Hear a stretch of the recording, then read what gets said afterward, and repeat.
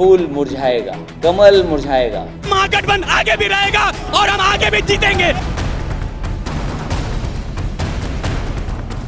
छछूंदर काटा है और यहाँ से भागे हैं।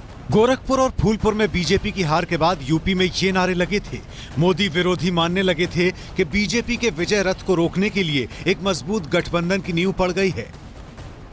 लेकिन उस दिन सीएम योगी आदित्यनाथ ने हार का घूंट पीकर इशारों इशारों में बदला लेने के संकेत दे दिए थे।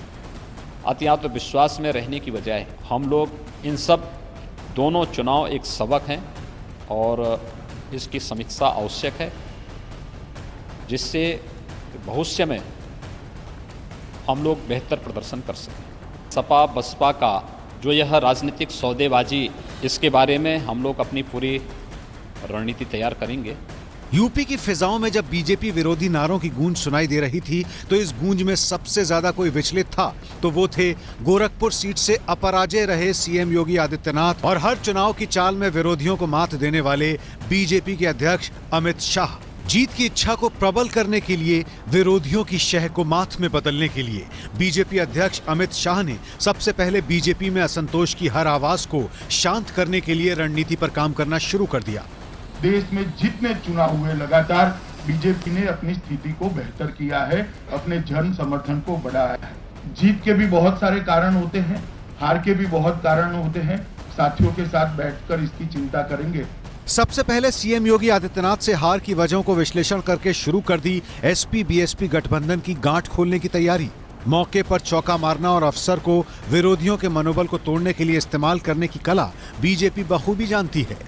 इसीलिए यूपी के राज्यसभा चुनाव में सिर्फ 8 सीटों के लिए वोटरों का कोरम पूरा होने के बावजूद 9वीं सीट पर अपना प्रत्याशी खड़ा करके मायावती की राह मुश्किल कर दी। मायावती बीजेपी के चुनावी कौशल को बखूबी जानती हैं। यही वजह है कि अपनी जगह उन्होंने पार्टी उम्मीदवार भीमराव अंबेडकर को मैदान में उतार दिया और बीजेपी ने इसी उम्मीदवार को हराने के लिए हर दांव चल दिया, जिससे उपचुनाव में हार का बदला ले लिया जाए। विपक्ष को यह संदेश चला जाए कि हार का बदला हार से लिया जाएगा। पहले सुहेल देव पार्टी के ओम प्रकाश राजभर को अमित शाह ने दिल्ली बुलाकर शांत कर दिया।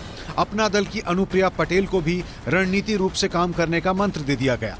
फिर बारी बारी विपक्ष के खेमे की कमजोर कड़ियों को तोड़ने का खेल शुरू हो गया।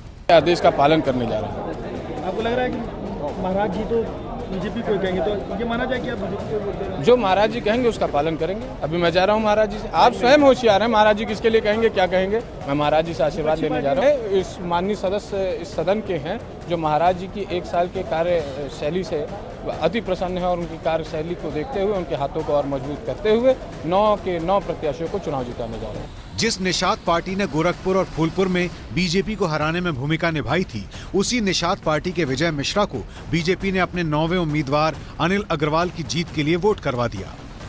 देश को सुरक्षा के लिए, देश की अखंडता के लिए, प्रदेश के हित के लिए भारतीय जनता पार्टी को हम समर्थन करेंगे, वोट देंगे और लोगों से भी समर्थन कराएंगे। यानी गोरखपुर का बदला लेने के लिए योगी ने सबसे पहले निषाद पार्टी को तोड़ दिया और उसके इकलौते विधायक को अपने खेमे में कर लिया।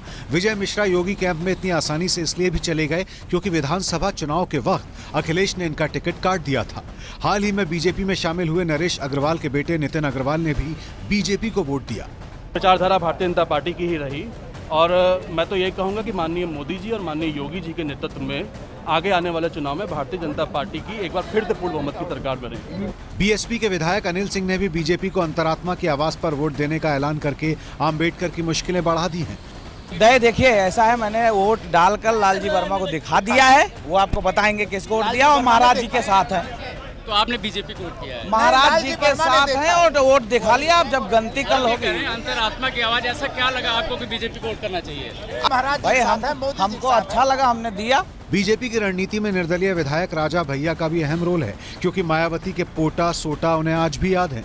इसीलिए अखिलेश यादव से लाख नजदीकियों के बावजूद मायावती से बदला लेने का कोई भी मौका राजा भैया छोड़ना नहीं चाहते। समाजवादी पार्टी के साथ, अखिलेश जी के साथ है, ये हम कह चुके हैं, इसमें कोई कंफ्यूजन ना हो। ठीक, बसपा से, मायावती से हमारा पुराना विरोध है, उनके साथ हम नहीं हैं, ये भी स्पष्ट हो गया।